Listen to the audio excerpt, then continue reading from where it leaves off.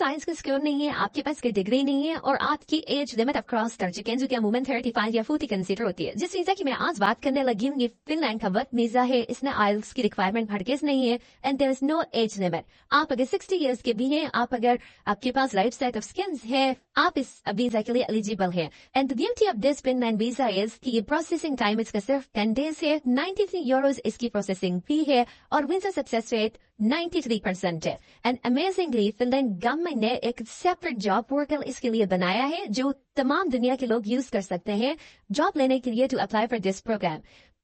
Must one thing is that they really want immigrants to come to their country, तो वो foreign workers को attract करने के लिए उन्होंने फैसिलिटेट कर रहे हैं कि जॉब पोर्टल दी है, जिसने वो इंग्लिश जो बोलने जाने वाली जबान है उस तरह है कि जितनी भी जॉब्स हैं, मतलब जिनका मोड ऑफ कम्युनिकेशन इंग्लिश होगा, वो सारी वहां पे अनाउंस की जाती हैं।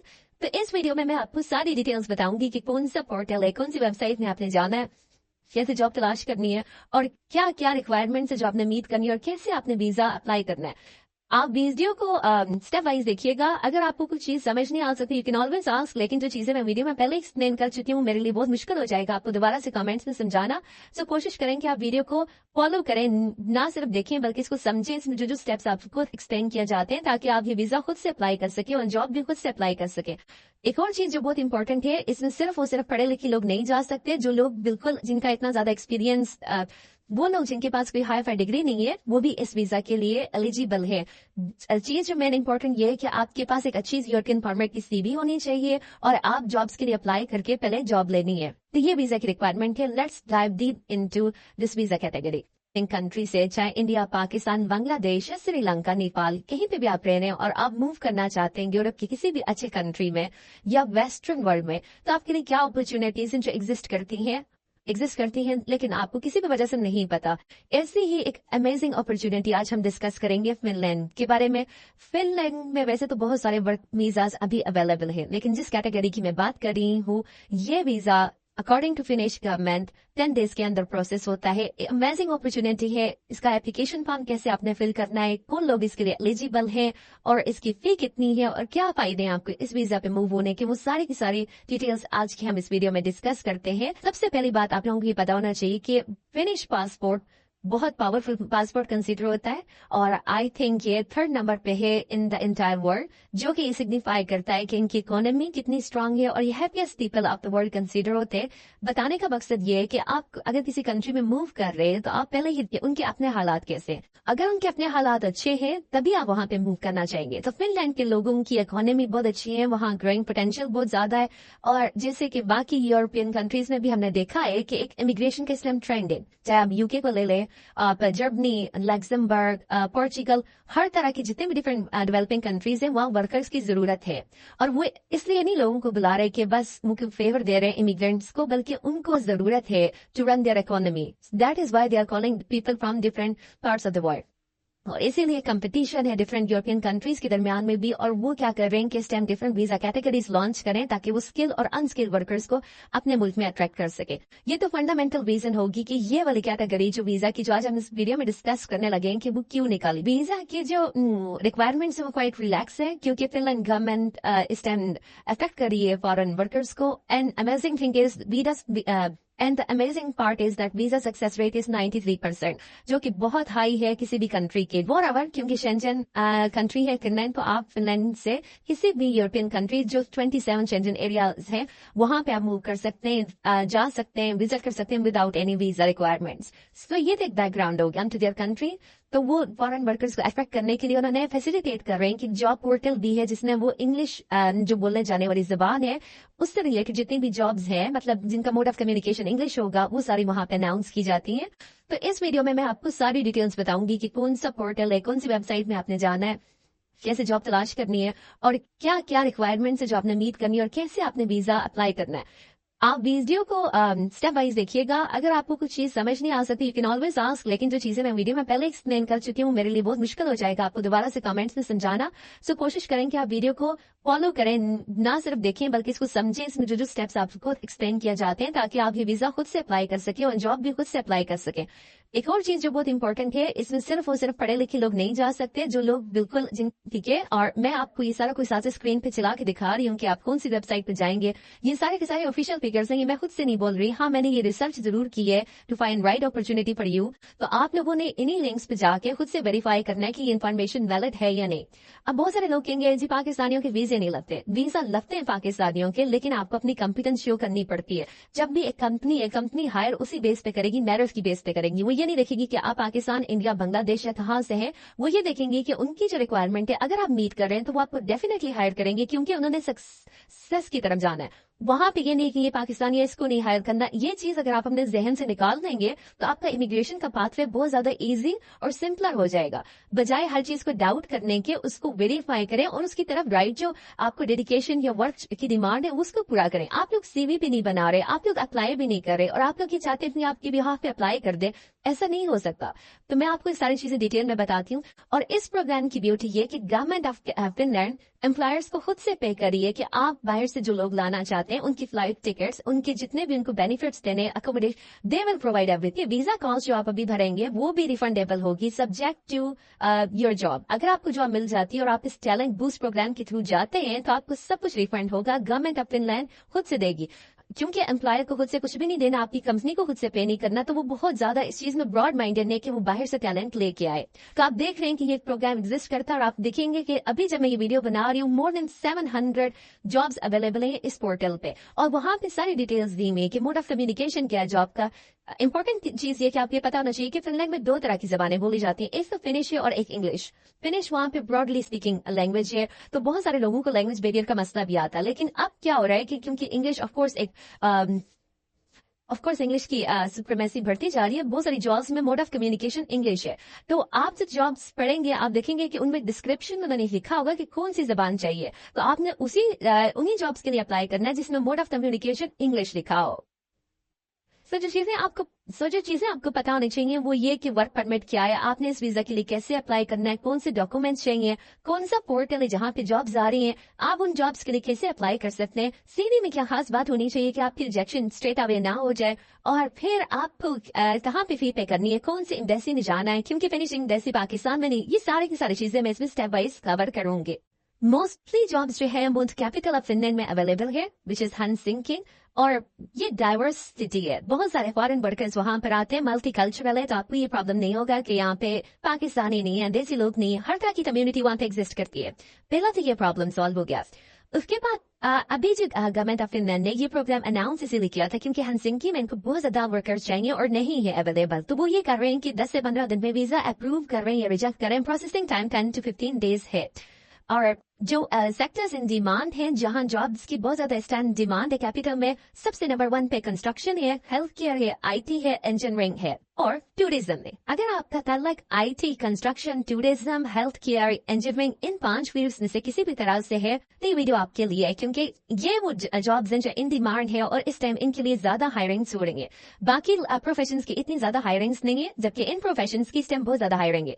अगर हम बात करें कंस्ट्रक्शन एंड टूरिज्म की, तो कंस्ट्रक्शन में वो लोग आ जाते हैं जो बेसिक रूफिंग का काम जिनको आता है। कंस्ट्रक्शन में एक वाइड फील्ड है, आपका ताल्लुक किसी तरह से भी कंस्ट्रक्शन में, तो ये अपॉर्चुनिटी आप लोगों के लिए। और ब्यूटी इज की ये कि एज आई सेड के सारा कुछ वो पे करेंगे, आपकी टिकट्स, आपकी accommodation and everything will be paid, right.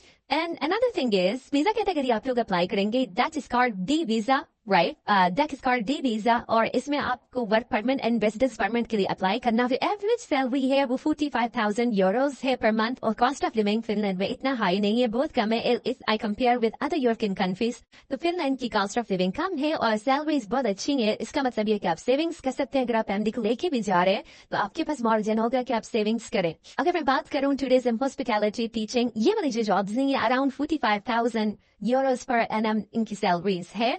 अगर आपका ताल्लुक आईटी से है then you can get paid IT and software वाले IT and software sector IT and software sector has around 64,000 euros per annum salaries और अगर आप इंजीनियरिंग से हैं तो आप 75,000 euros per annum कमा सकते हैं। सिमिलरली अगर आपका ताल्लुक मेडिसिन से you belong from health sector तो आपके लिए बहुत अच्छी जॉब्स की मतलब तो हेल्थ सेक्टर में तो पेज बहुत अच्छी है अराउंड 110,000 euros per annum। तो आप देख लें कि बहुत अच्छी सैलरीज है, लेकिन कॉस्ट ऑफ लिविंग क्योंकि फिनलैंड में कम है, चीजें बहुत सस्ती हैं तो मार्जिन है सेविंग का काफी, क्योंकि यूरोपियन कंट्री है तो यूरोपियन स्टैंडर्ड्स हैं, वर्क लाइफ बैलेंस बहुत अच्छा है। to work over the weekends, आपको एक्सेप्ट नंबर ऑफ आवर्स हैं और आपको अक्सर फ्री मील्स भी दिए जाते हैं, ट्रैवल इंश्योरेंस होती है, हेल्थ इंश्योरेंस होती है, स्कूल फ्री होते हैं, काफी चीजें जो आपको मिल जाती हैं इस मूव के साथ और बेनिफिट्स मिलते हैं। तो आई थिंक एक बहुत अच्छा मूव होगा लोगों के लिए जो किसी भी अच्छी कंट्री को ढूंढ रहे थे और रिसर्च कर रहे हैं कि उनको कहाँ मूव करना चाहिए। अगर आपका ताल्लुक I would say health care, IT इस तरह के प्रोफेशन से जहाँ की अर्निंग बहुत अच्छी हो सकती है,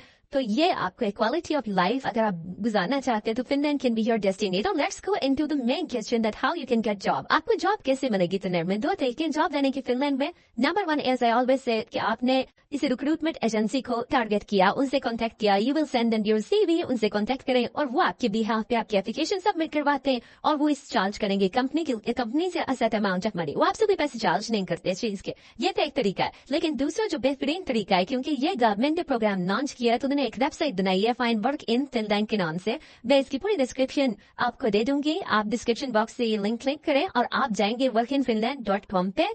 तो जब आप इस लिंक पे क्लिक करेंगे आपके पास मोर देन 700 जॉब्स अभी अवेलेबल है और आप देखेंगे कि ये जॉब्स डिफरेंट कैटेगरीज की हैं, स्किल्ड वर्कर्स के लिए भी हैं या अनस्किल्ड वर्कर्स के लिए भी हैं। और उसमें मैंने सारे एक्सप्लेनेशन दी हुई है कि हमें वेयर हाउस वर्कर चाहिए, हम पैकिंग वाले लोग चाहिए, डिफरेंट तरह की डिफरेंट तरह की जॉब्स एग्जिस्ट करती हैं और उनको क्लियरली सारी चीजें एक्सप्लेन कर दी हैं। आपने यहाँ पे डायरेक्ट अप्लाई करना है क्योंकि यहाँ पे कंटिन्यूसली जॉब्स अपडेट हो रही है, गवर्नमेंट की तरफ से पोर्टल रन हो रहा है। तो जो लोग वाकई हायर करना चाहते हैं इस प्रोग्राम के थ्रू वो आपको जरूर रिस्पॉन्स देंगे। शर्त ये कि आपकी CV यूरोपियन फॉर्मेट की होनी चाहिए। मैं हमेशा चीज पे बहुत एम्फसाइज करती हूँ कि CV आपकी बहुत बेहतरीन होनी चाहिए और वो वजह ये कि देखें आज हम AI की डोंट ले रहे हैं और आज ये नहीं है कि आप किसी को CV भेजेंगे वो खुद से पढ़ेंगे और वो फैसला करेंगे कि हमने इसको रखना या नहीं रखना। आज AI का दौर है तो सॉफ्टवेयर होते हैं ऑटोमेटिक, जो अगर आपके कीवर्ड्स वो क्योंकि आर्टिफिशियल इंटेलिजेंस है उनको तो नहीं पता आपके पास कितनी काबिलियत है, अगर आपने वो कीवर्ड्स यूज नहीं किए वो प्रोग्राम होते हैं, अगर आपकी CV में कुछ पर्टिकुलर कीवर्ड्स नहीं है वो ऑटोमेटिकली आपकी CV को रिजेक्ट करते जाएंगे। मुझे थाउजेंड्स ऑफ ईमेल्स मिली आप लोगों की और आप लोगों की ये कंप्लेन थी कि हमने इतनी जगह अप्लाई किया, इतनी जगह हमने अप्लाई किया, हमें कोई अपडेट नहीं मिलती, कोई रिस्पॉन्स नहीं मिलता।